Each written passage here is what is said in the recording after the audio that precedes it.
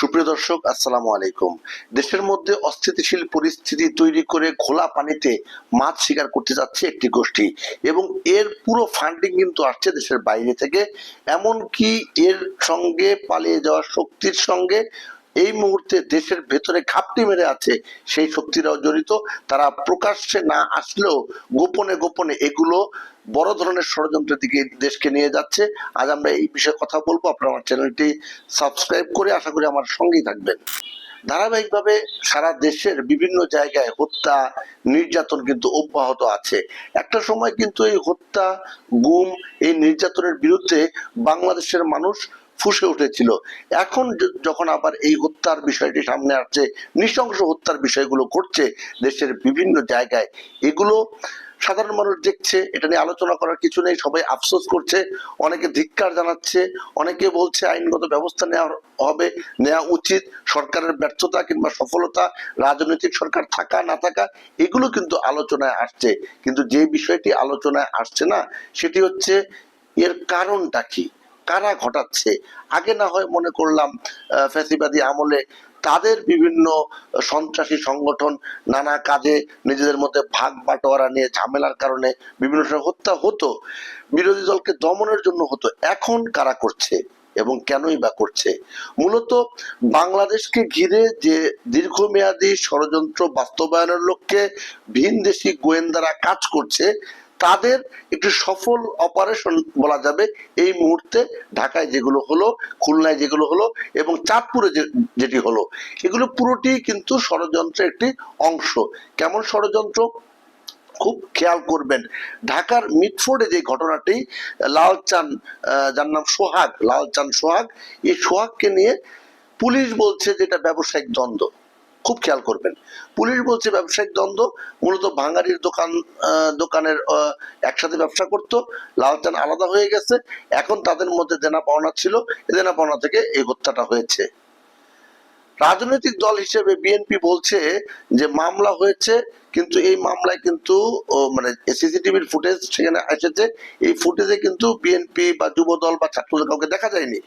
তাহলে মামলায় দুজন যুব দলের নেতা, দুজন কর্মীর নাম এসেছে।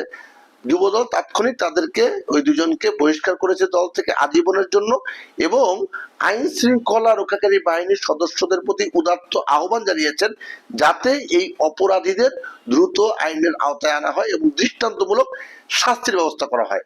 অনেকে বলছে যে যুবদল কেন দায় নিল।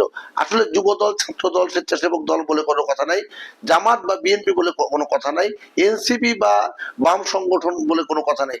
অপরাধী সে যেই দলেরই হোক না কেন, তার দৃষ্টান্তমূলক শাস্তি হবে, এমনটাই সবাই প্রত্যাশা করে। কিন্তু শাস্তি কিভাবে হবে, এই শাস্তি কিভাবে নিশ্চিত হবে? এক একজনের এক এক কথা বলছিলাম, আইন শৃঙ্খলাকারী রক্ষাকারী বাহিনীর সদস্যদের কথা বললাম, বিএনপির অবস্থানের কথা বললাম, এবার হচ্ছে এনসিপি এবং জামাতের কথা। তারা তাৎক্ষণিক মিছিল করে ফেললেন। আজকেও জামাতের পক্ষ থেকে মিছিল হলো, এনসিপির মিছিল হলো, মিছিল হচ্ছে এবং সভা সমাবেশে তারা বক্তব্য দিচ্ছে যে এরকম চাঁদাবাজি, এটা অর্থাৎ সম্পূর্ণ বিএনপির উপর দায়ভার চাপানোর এখানে চেষ্টা হচ্ছে। বিএনপি বলছে এটা তাদের নিজস্ব ব্যাপার, এত বড় সংগঠন, ছোট একটা বিচ্ছিন্ন ঘটনা, তারপরে তারা শাস্তিমূলক ব্যবস্থা নিয়েছে, আরো যত ব্যবস্থা নেওয়া দরকার তারা সেটা নেবে। তারপরে এটি কেন গোলা পানিতে মাছ শিকারের একটা অপরাধ প্রচারণা হচ্ছে? পুলিশ বলছে এটা ব্যবসায়িক দ্বন্দ্ব, অন্যান্য রাজনৈতিক দল বলছে এটা চাঁদাবাজির কারণে হয়েছে। সারা দেশব্যাপী যেভাবে চাঁদাবাজি, সন্ত্রাসী চলছে, সেগুলোর কারণে হচ্ছে। তো এই যে পরস্পর বিরোধী বক্তব্য, এই বক্তব্যটাই কিন্তু চাচ্ছিল ফ্যাসিস্ট এবং পালিয়ে যাওয়ার শক্তি। তারা চাচ্ছিল এই প্রশাসন, অন্তর্বর্তীকালীন সরকারের প্রশাসন, বিএনপি, জামাত, এনসিপি সহ বিগত দিনে যারা গণতান্ত্রিক শাসন ব্যবস্থা কায়েমের জন্য, যারা ভোটের অধিকারের জন্য, মানুষের ভাতের অধিকারের জন্য এবং মানুষের মানবাধিকার আইনের শাসনের জন্য একসাথে কাঁধে কাঁধ মিলিয়ে কাজ করেছে, লড়াই করেছে, সংগ্রাম করেছে, আহত হয়েছে, অনেকে শাহাদত বরণ করেছে, তাদের মধ্যে যেন বিচ্ছিন্নতা তৈরি হয়, তারা যেন ভাগ হয়ে যায়।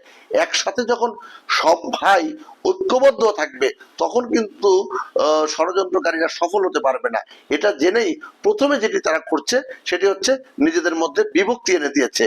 এখানে তো বক্তব্যটা এমন আসা উচিত ছিল সব রাজনৈতিক দলের পক্ষ থেকে, আসুন আমরা সবাই মিলে অপরাধীকে চিহ্নিত করি, কারণ ঘটনার যে প্রকৃত কারণ সেটা অনুসন্ধান করি, এবং যে বা যারাই অপরাধের সঙ্গে যুক্ত হোক না কেন তাদেরকে আইনের আওতায় আনি, এবং পরবর্তীতে বিচারের মাধ্যমে তার যে বিচার হবে সেটা হবে।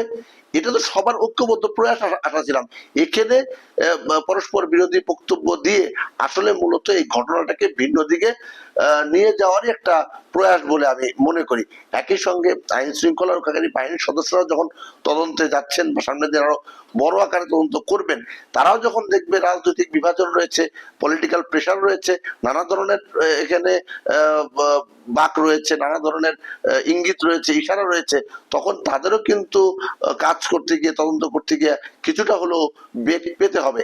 তবে যেহেতু আইন শৃঙ্খলা রক্ষাকারী বাহিনীর সদস্যদের উপর থেকে নির্দেশনা এসেছে যে এটি ভালো করে তদন্ত করতে হবে, এবং যেহেতু এটি একটি চাঞ্চল্যকর হত্যাকাণ্ড, নির্মম হত্যাকাণ্ড, ফলে আশা করা যায় অন্তত এই ক্ষেত্রে কোনো নয় ছয় হবে না। কিন্তু আমরা দেখছি খুলনার যে ঘটনাটি, দৌলতপুরের সাবেক যুব দলের নেতা মোল্লা মাহবুবুর রহমান, তাকে তার বাসার সামনে যেভাবে গুলি করে পায়ের রগ কেটে দিয়ে হত্যা করা হলো, এখানে বলতেছে যে এটা অন্য প্রতিপক্ষ রাজনৈতিক দল করেছে। কেন প্রতিপক্ষ করবে? যে কুয়েটের ঘটনায় এই মাহবুবুর রহমান সে মুখে গামছা পেঁচিয়ে হাতে রান্দা নিয়ে গেছিল, তখন কিন্তু বিএনপির পক্ষ থেকে এই মাহবুবুর রহমানকে বহিষ্কার করা হয়, এবং বহিষ্কার অবস্থায় কিন্তু সে মারা গেলেন। অর্থাৎ যদি রাজনৈতিক দল হিসেবে বিএনপি কে বলি, বিএনপির জায়গা থেকে বিএনপি ক্লিয়ার করছে, যেটা অভিযোগ পাওয়া যাচ্ছে তাৎক্ষণিক কিন্তু তারা বহিষ্কার করছে। একই সঙ্গে আইন শৃঙ্খলা বাহিনীকে তারা বলছে ব্যবস্থা নেওয়ার জন্য। কিন্তু এই যে দোষারোপের রাজনীতির কথা বলছিলাম, এই যে দোষারোপের রাজনীতি বলছে, পায়ের রক কাটার বিষয়টি, গুলি করার বিষয়টি, এটি অন্যদিকে ইঙ্গিত করছে তারা। তো এই যে ইঙ্গিত গুলো হচ্ছে, এখানে তো আইন শৃঙ্খলা রক্ষাকারী বাহিনীর সদস্যরা ভিন্ন কথা বলছে। তারা তো বলছে এই ঘটনার নেপথ্যে রয়েছে মাদক ব্যবসা, এখানে মাদক ব্যবসার নানা ধরনের ঝামেলা নিয়ে এই এই হত্যাকাণ্ড হতে পারে বলে প্রাথমিক যেই তদন্তে সেটি আমাদেরকে জানিয়েছে আইন শৃঙ্খলা বাহিনী। একই সঙ্গে বলা হচ্ছে যে সেখানে বিএনপির বেশ কয়েকটি গ্রুপ রয়েছে খুলনায়, এই গ্রুপিং এর শিকার হয়ে সে মারা যেতে পারে, এমন কথাও কিন্তু অভিযোগ আকারে আসছে।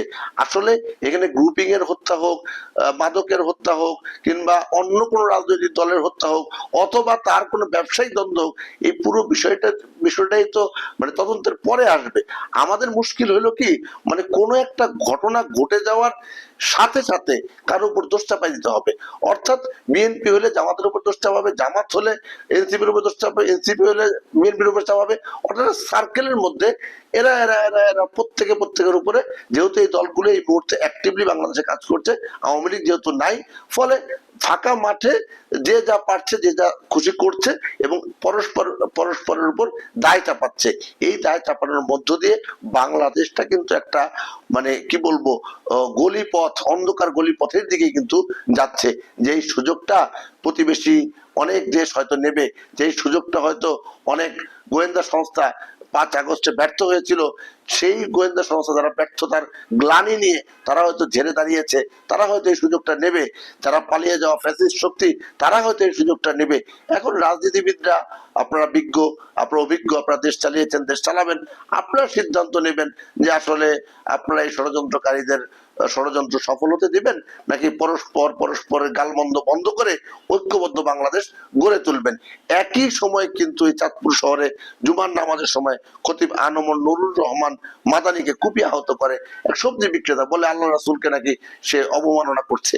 অর্থাৎ বাংলাদেশকে একটা জঙ্গি রাষ্ট্র, একটা ব্যর্থ রাষ্ট্র, একটা সন্ত্রাসী রাষ্ট্র হিসেবে তকমা দেওয়ার জন্য পরিকল্পিত যে ঘটনাগুলো ঘটানো হচ্ছে, এই বিষয়ে এখনই কিন্তু সজাগ হতে হবে।